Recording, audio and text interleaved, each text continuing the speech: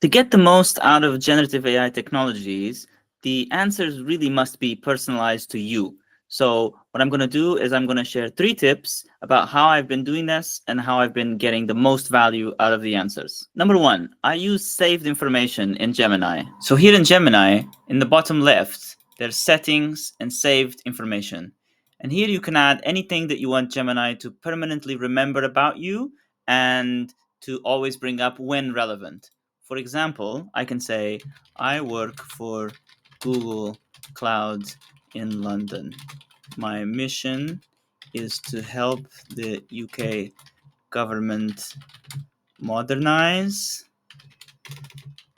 by guiding my customers with the best data and AI technologies that Google can offer.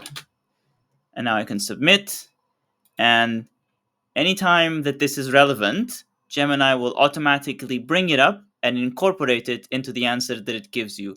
You don't need to always explicitly mention this. Number 2, I use a personalized, curated store of information that I can always refer back to, and I do that in NotebookLM.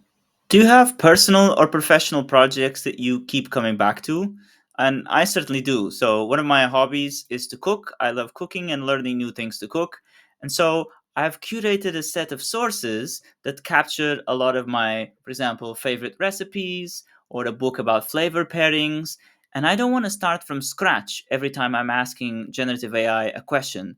So, I manage a set of sources. And that allows me to always ask questions in the context of my information. And that's what NotebookLM allows us to do.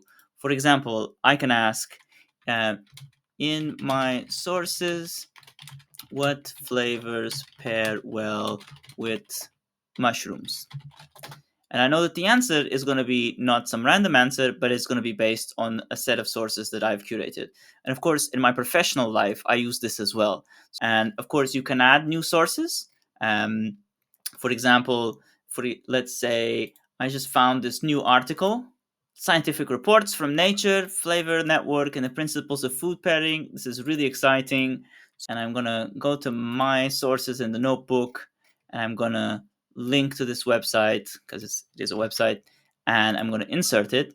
And now it's going to be here added to my set of sources. So I know that the next question I answer, the answer is going to come from all of these sources, including the one I've just added. And number 3, because I use this technology with tasks I repeat, then I save my prompts and I pin conversations so that I get back to them and I have a model that is ready to help me. Pinned conversations here at the top left are a really simple idea, but I think also really powerful because they let you have this ongoing conversation with the whole conversation in context and come back to it every time instead of always starting from scratch. So let me give you an example. Imagine that I want Gemini to be my coding assistant. You are my coding assistant. We are going to work on a digital wallet project. We need to prioritize the speed of code execution and code safety. We will be working in Python. And now, this context is always there. And imagine every day I do some debugging, I share some code, and I can keep coming back to it, and all of it is in context. So what I want to do is just pin this so that I come back here instead of every day starting a new conversation and starting debugging without context. So I use this a lot for long-term or medium-term projects.